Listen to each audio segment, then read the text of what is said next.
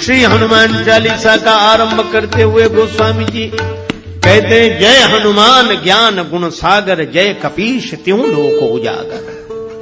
हे हनुमान जी महाराज आपकी जय हो। आप ज्ञान और गुण के समुद्र हैं। हनुमान जी जैसा ज्ञानी कोई नहीं। हनुमान जी ज्ञानियों में अग्रगण्य है। किससे पाया है ज्ञान? बिनु गुरु होई की ज्ञान। तो हनुमान जी के गुरुदेव कौन है? सूर्य भगवान, जो सारे संसार को प्रकाश देते हैं। उनसे प्रकाश प्राप्त किया है हनुमान जी ने। हनुमान जी थोड़े बड़े हुए, विद्या अर्जन के लिए गुरुदेव की शरण में जाना था, तो सूर्य भगवान के पास गए। सूर्य भगवान से प्रार्थना की, गुरुदेव मैं आपसे विद्या पढ़ने के लिए आया हूं, मुझे पढ़ाइए, विद्या दान दीजिए, कृपा करके गुरुदेव विद्या दान दें, विद्या दान दें। मैं आपकी शरण में हूं। संकेत यह मिला कि ज्ञान प्राप्त करने के लिए गुरुदेव की शरण में जाना चाहिए।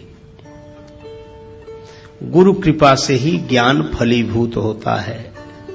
बिनु गुरु होए कि ज्ञान। गीता में भगवान श्री कृष्ण कहते हैं, तद विद्धि प्रणिपातेन परिप्रश्नेन सेव्यः उपदेक्ष्यन्ति ते ज्ञानम ज्ञानिनस् तत्वदर्शिनः। तद विद्धि, तद माने उसको, विद्धि माने जानने के लिए, तद विद्धि प्रणिपातेन, गुरुदेव की शरण में, अनुभवी पुरुषों की शरण में जाके प्रणिपात करे, दंडवत करे, लकड़ी की तरह सीधे होकर गिर जाना। दंडवत, डंडा बिल्कुल सीधा होता है। हम और जगह टेढ़े रहें, पर कम से कम गुरुजी के तो आगे सीधे रहें। वहां तो टेढ़ापन छोड़ दें। सांप भी सब जगह टेढ़ा रहता है, पर बिल में प्रवेश करता है तो सीधा होकर प्रवेश कर पाता।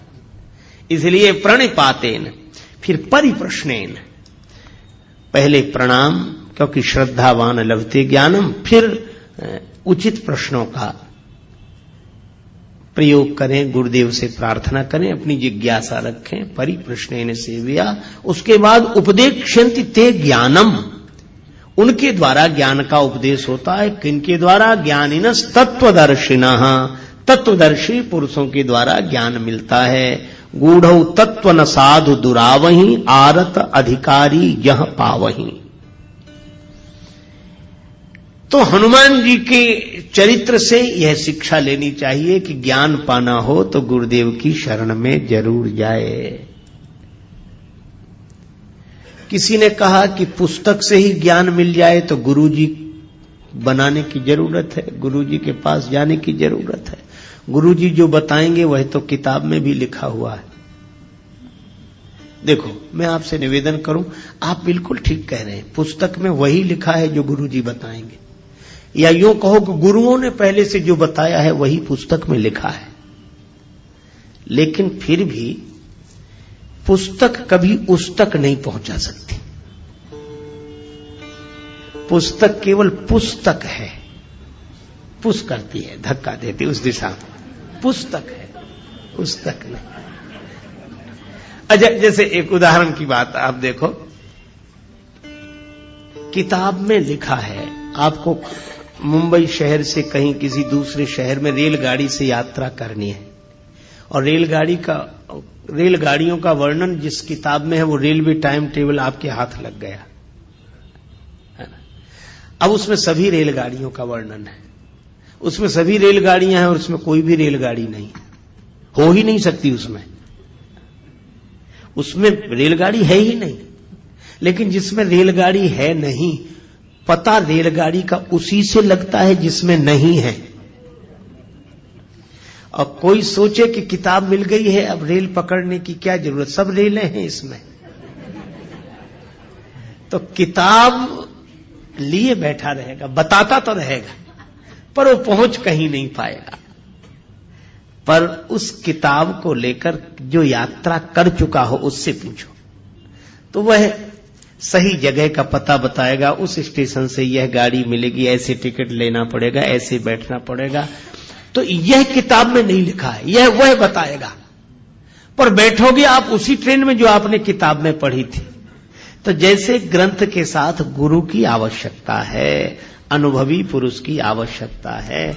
जैसे कोई भोजन बनाने की कला विधि किताब में पढ़ ले और वो सोचे कि बस इतनी देर पानी को गर्म करे तब दाल डाले उसमें, मान लो उसमें 15 मिनट लिखा हो और आग ही न जल रही हो और घड़ी देखकर कोई दाल डाल दे, पानी गर्म क्या कुनकुना भी नहीं हुआ था। अब कहे भाई किताब में लिखा था।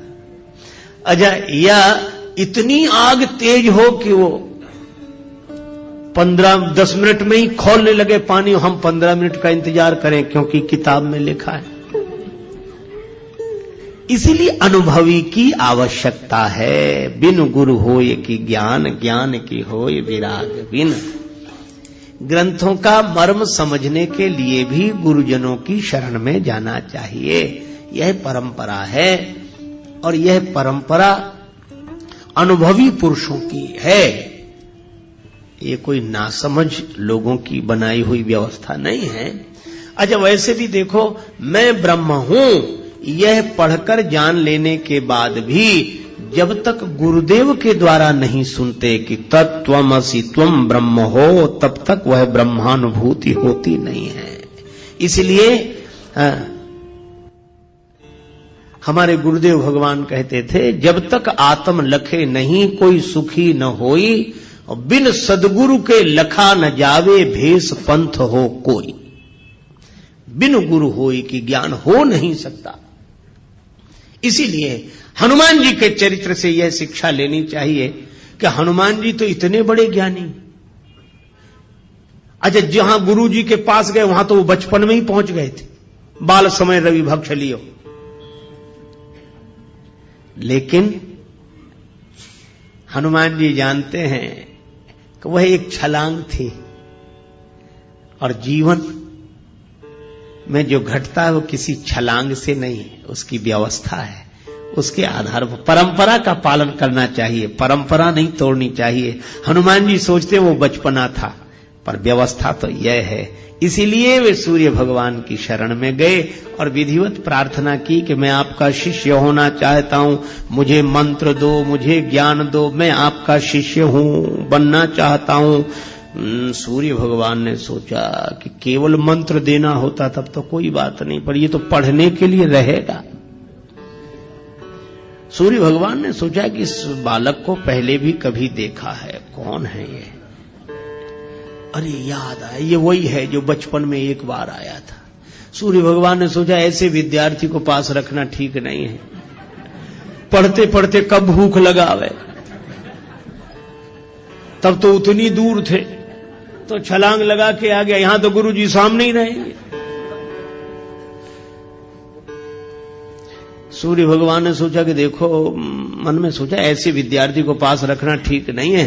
तो बोले ऐसा है कि हम चलते फिरते गुरु जी हैं, एक जगह तो रहते नहीं, कल कहीं थे, आज कहीं और उसके बाद फिर कहीं।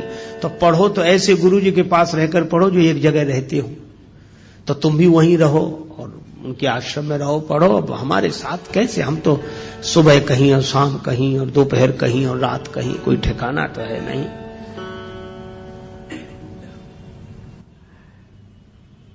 हनुमान जी बोले पढ़ेंगे तो आप सही। अनन्य निष्ठा जो थी, पढ़ें। कैसे पढ़ोगे, हम तो चलते फिरते हैं। हनुमान जी बोले तो हम चलते फिरते विद्यार्थी बन जाएंगे, आप जहां जहां चलोगे हम भी साथ साथ चलेंगे, आपकी सेवा करेंगे, पढ़ते चलेंगे। आप भी तो कहीं ना कहीं दोपहर को रहते होगे, रात को हम भी रहेंगे आपके साथ ही, बस साथ ही रख लो बस। सूर्य भगवान ने सोचा यह विद्यार्थी विचित्र, गले ही पड़ गए। सूर्य भगवान ने कहा कि हमारे साथ रहोगे तो भी पढ़ नहीं सकोगे। क्यों? हमारे पीछे पीछे चलोगे तो हमारी पीठ तुम्हारी तरफ होगी, और हमारे आगे आगे चलोगे तो तुम्हारी पीठ हमारी तरफ होगी, तो पढ़ाई कैसे होगी? गुरु शिष्य तो आमने सामने बैठे तब ना पढ़ाई हो। हनुमान जी बोले हाँ यह बात जरूर है। सूर्य भगवान बोले इसीलिए कह रहा हूं कि घर जाओ, पढ़ नहीं पाओगे, ऐसे कैसे पढ़ोगे? हनुमान जी थोड़ी देर रुके। बुद्धिमताम वरिष्ठम, हनुमान जी तो बुद्धिमानों में श्रेष्ठ है। तुरंत बोले इसका भी हल निकल आया गुरु जी। सूर्य भगवान बोले इसका क्या हल है? हनुमान जी बोले हम आपके आगे उल्टे उल्टे चलेंगे, किसी की पीठ किसी की तरफ, आपके आगे उल्टे चलेंगे। सूर्य भगवान बोले वाह, अभी तो पढ़ाई शुरू नहीं हुई, गुरु जी के आगे ही उल्टे चलोगे, फिर पढ़ने से फायदा ही क्या है? काहे को पढ़ रहे कि गुरु जी के आगे ही उल्टे चलेंगे? अच्छा निश्चय है यह तो, कि हम तो आगे आपके आगे ही उल्टे चलेंगे, फिर पढ़ने का लाभ क्या, प्रयोजन क्या? हनुमान जी ने हाथ जोड़कर कहा गुरुदेव यही तो मैं कह रहा हूं कि अगर गुरुदेव का ज्ञान पाकर भी वैसे ही चलते रहे जैसे पहले चल रहे थे तो पढ़ने का प्रयोजन ही क्या है? गुरुदेव से ज्ञान पाकर तो फिर उलटकर चलना चाहिए, जैसे पहले चलते थे वैसे नहीं, अब उलट कर चलो। गई सो गई अब राख रही को, बीत गई सो बीत जान दो अब ही बना लो काम। जो गया सो गया, उसके लिए कुछ मत सोचो। गई सो गई अब राख रही को, जो बचा है उसका उलट कर चलो। सूर्य भगवान बोले बिल्कुल ठीक है, अब पढ़ाऊंगा तुम्हें। भानु सो पढ़न हनुमान गए, भानु मन अनुमान शिशु केल कियो फेर फार सो। हनुमान बाहुक में वर्णन है। भानु सो पढ़न हनुमान गए, भानु मन अनुमान, सूर्य भगवान ने मन में अनुमान करके शिशु केल, बालकों के खेल की तरह फेर फार सब बदल अदल बदल कर दिया। कैसे? बोले पाछले पगन गम मगन गगन मग क्रम को न भ्रम कपि बालक विहार सो। पाछले पगन पीछे पल चलते हुए चरणों से हनुमान जी सूर्य भगवान के सामने, एक तो गुरुदेव सूर्य भगवान जैसे तेजस्वी सूर्य भगवान, और उनसे विद्या अर्जन करना, और उनके सामने उन्हीं के चेहरे को देखते हुए पीछे चलते रहे। सूर्य भगवान ने कहा कि अद्भुत हो, देख रहे हो हमारी तरफ और चल रहे हो जगत की तरफ। बोले बस यही है, हम चलें भले ही जगत की तरफ, पर दृष्टि में तो गुरुदेव और गुरुदेव का ज्ञान रहना चाहिए, यही जीवन की सार्थकता है। तो जिन्होंने सूर्य भगवान से ज्ञान प्राप्त किया हो वे ज्ञान के सागर हैं। जय हनुमान ज्ञान गुण सागर। अच्छा अब गुणों की बात सुनो। गुणों के साथ सबसे बड़ी यह समस्या है कि किसी भी प्राणी में, यह प्रकृति का नियम है, सब गुण इकट्ठे रह नहीं सकते, होते ही नहीं। एक सज्जन एक गीत गाते थे, एक विधाता एक ईश्वर ही निर्दोष रहा, बाकी सब में कोई न कोई दोष रहा। हम सब में दोष है, ये बात अलग है कि हमें हमारे दोष का होश ना हो, और होश उन्हें नहीं होता जो मदहोश होते हैं, पर दोष तो होते हैं।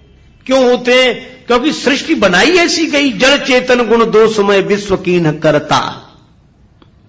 अच्छा चलो दो गुणों का उदाहरण दे। दो गुणों का आप एक साथ निर्वाह नहीं कर सकते। सत्य बोलना गुण है, और शीलवान होना गुण है। किसी को बुरा ना लगे ऐसी बात मत कहो कि खराब लग जाए, किसी का दिल मत दुखाओ। और इसीलिए आपने देखा होगा जैसे ये शील आता है ना कि किसी का दिल मत दुखाओ, ऐसा आदमी सत्य बोल नहीं पाता, जानता तो है लेकिन दूसरे को बुरा लग जाएगा। अरे नहीं ठीक, आप ठीक कह रहे हैं, देखेंगे हम, फिर सोच लेंगे हाँ ठीक है हाँ, अब अभी नहीं फिर कर लेंगे बात। सच्ची बात नहीं कह पा रहा, क्यों? शील आया तो सत्य चला गया, और जो सत्य को बोलते विप्राय शील का पालन नहीं कर पाते, वे कहते भैया किसी को बुरा लगे चाहे भला, हम तो साफ साफ कहते हैं, हाल तुरंत कह दिया, झंझट ही नहीं बात का, फिर तुरंत बोलो। जहां सत्य है वहां शील नहीं है, और जहां शील है वहां सत्य नहीं है। इन दो गुणों को इकट्ठा करना मुश्किल है। मेंढकों की तौल है, एक गुण को बुलाओ दूसरा चला जाता है। इसीलिए सब गुण किसी में इकट्ठे हों ऐसा संभव है ही नहीं।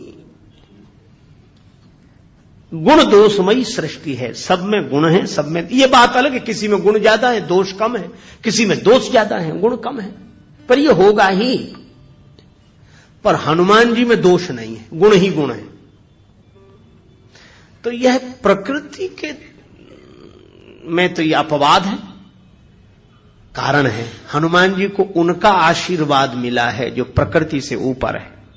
प्रकृति जिनके हाथ में, जो प्रकृति के हाथ में होते हैं उनमें गुण दोष दोनों होते हैं, लेकिन प्रकृति से ऊपर जो है उनका हाथ जिनके माथ पर होता है उनमें गुण ही गुण होते हैं, दोष नहीं होते हैं। तो हनुमान जी में गुण आए कब से? केवल एक बात कह के चर्चा को विराम। गुण आए कब से? हनुमान जी जब गए, रावण का वध हो गया तो जानकी माता को संदेश देने गए।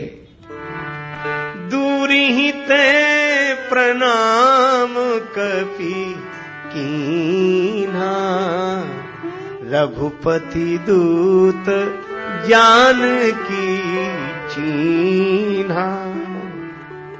दूर से हनुमान जी ने प्रणाम किया, जानकी माता ने देख लिया कि हनुमान जी को। हनुमान जी ने कहा, माता राम जी की जय जयकार हो रही, उन्होंने रावण आदि राक्षसों पर विजय श्री प्राप्त कर ली, माता आप मुक्त हो गई। जानकी माता के आंखों से खुशी के आंसू बरसने लगे। श्री जानकी माता बोली, का देऊं तो ही त्रैलोक के महा कपि किमपि नहीं बानी समा। हनुमान इस शुभ संवाद के बदले में मैं तुम्हें क्या दूं? मेरे पास कुछ नहीं है, मैं तुम्हारी ऋणियां रहूंगी, ऋणी हूं। हनुमान जी बोले, मां ऐसा मत कहो, मां के पास सब कुछ होता है पर मेरे पास तो कुछ नहीं, आशीर्वाद दो मां। बेटे का सबसे बड़ा धन तो मां का आशीर्वाद है। तो जानकी माता ने कहा कि अगर आशीर्वाद की बात है तो बेटा हनुमान मैं यही कह रही हूं, क्या सुन सुत सदगुण सकल तव हृदय बसहु हनुमंत, सानुकूल कौशलपति रहई समेत अनंत। हनुमान सारे सदगुण तुम्हारे भीतर निवास करें। प्रकृति भी मौन हो गई जब जानकी माता ने आशीर्वाद दे दिया, तो हम क्या करें? इसलिए हनुमान जी में कोई दोष नहीं, गुण ही गुण। जय हनुमान ज्ञान गुण सागर। और हनुमान है इसलिए ज्ञान गुण सागर हुए हैं। हनुमान का अर्थ जिसने अपने मान का हनन कर दिया हो, जो अभिमान रहित हो। ज्ञान और गुणों के सागर होने के बाद भी जो अभिमान रहित हैं, उन हनुमान जी महाराज की जय हो, जय हो, जय हो। ऐसा कहते हुए तुलसीदास जी महाराज ने हनुमान चालीसा आरंभ किया। हम लोग हनुमान चालीसा की कथा कह सुन रहे हैं। इसका फल क्या है? जो यह पढ़े हनुमान चालीसा, होई सिद्धि साखी गौरी सा।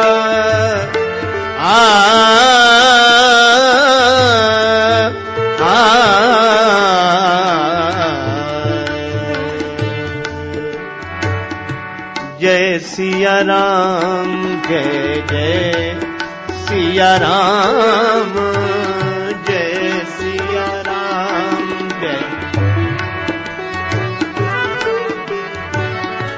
जय सिया राम, जय जय सिया राम, जय सिया राम, जय जय सिया राम, जय सिया राम, जय जय सिया राम, जय सिया राम, जय जय जय सिया राम, जय जय सिया राम, जय सिया राम, जय जय राम, जय जय राम, जय जय। श्री सीताराम जी महाराज की जय। श्री हनुमान जी महाराज की जय। श्री तुलसीदास जी महाराज की, सब संतन की जय, सब भक्तन की जय। जय जय श्री सीताराम, जय जय श्री राधे श्याम। नमः पार्वती पतये, हर हर महादेव।